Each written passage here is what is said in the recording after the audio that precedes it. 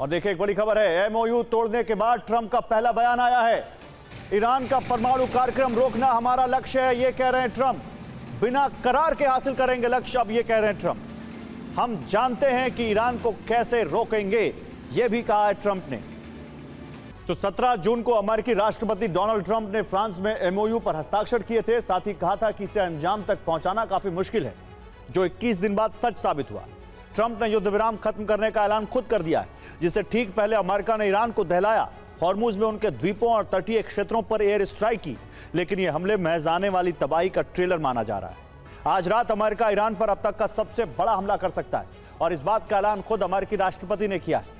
Experts मान रहे हैं कि आज रात अमेरिका ने हमला किया तो अरब में अंतिम जंग का फ्रंट खुल जाएगा। डोनाल्ड ट्रंप ने अंकारा से युद्ध विराम का ऐलान किया है। साथ ही ईरानी नेतृत्व को सनकी कहा, सेना को बीमार बताया। ट्रंप ने कहा कि ईरान में शीर्ष पर बैठे लोग हिंसक प्रवृत्ति के हैं। अमेरिकी राष्ट्रपति ने उन्हें झूठा और धोखेबाज भी कहा। और माना जा रहा है कि ईरान अमेरिका के बीच शांति की अंतिम रेखा मिट चुकी है। दरअसल बीती रात अमेरिकी राष्ट्रपति अंकारा में थे, नेटो सम्मेलन में हिस्सा ले रहे थे, तो वही इराक के नजफ में अंतिम यात्रा के लिए खमेनी का ताबूत पहुंचा था। इसी दौरान अमेरिका ने हॉर्मुज के आसपास ईरानी तटों और द्वीपों पर हमला किया, जिससे यह क्षेत्र दहल उठा। अमेरिका ने ईरान के बंदर अब्बास पर हमला किया। बंदर अब्बास में तटों के आसपास मौजूद ड्रोन लॉन्च साइट को तबाह कर दिया गया। साथ ही मिसाइल लॉन्च साइट्स भी अमेरिका के टारगेट पर थी। अमेरिका ने यहां एंटी शिप मिसाइल लॉन्चर्स भी तबाह कर दिए, जिनके जरिए ईरान जहाजों पर हमले कर रहा था। साथ ही बंदर अब्बास के तटों पर खड़ी स्पीड बोट्स को भी नष्ट कर दिया गया। अमेरिका ने सिरिक पर भी हमला किया। यह युद्ध विराम के दौरान अमेरिका का प्राइमरी टारगेट रहा है।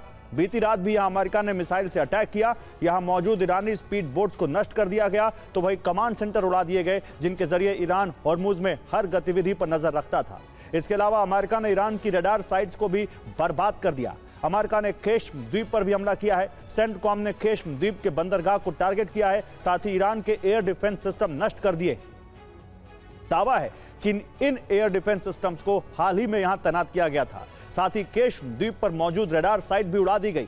यहां मौजूद कमांड सेंटर भी अमेरिका ने बर्बाद कर दिया। डोनाल्ड ट्रंप ने अंकारा में ही बैठक की, जिसमें युद्ध मंत्री पीट हेग्सेथ, मार्को रूबियो, स्कॉट बेसेंट और joint chief of staff general Dan can शामिल थे, जो नेटो सम्मेलन के लिए अंकारा में ही मौजूद थे। इस बैठक में ट्रंप ने ईरान पर शांति काल के सबसे बड़े हमले का आदेश दिया। अमेरिका ने इसे 10 दिन पहले हुए हमले से 10 गुना बड़ा हमला बताया है। दावा है कि अमेरिका ने महज कुछ घंटे में करीब 80 ठिकानों को तबाह कर दिया। इन हमलों में IRGC की 60 स्पीड बोट भी तबाह हो गई। अमेरिका ने पहली बार हॉर्मुजगान प्रांत के ताहिरोई क्षेत्र पर हमला किया है।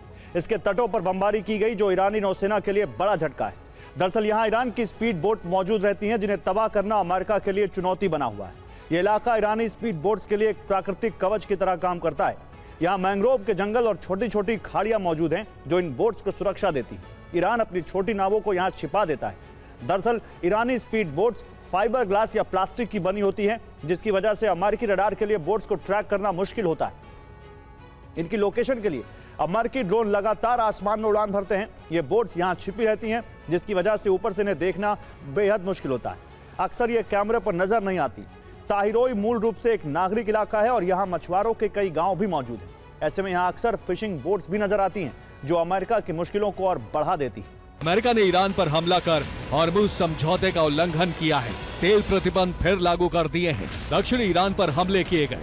साथ ही इजरायली आक्रामकता जारी है।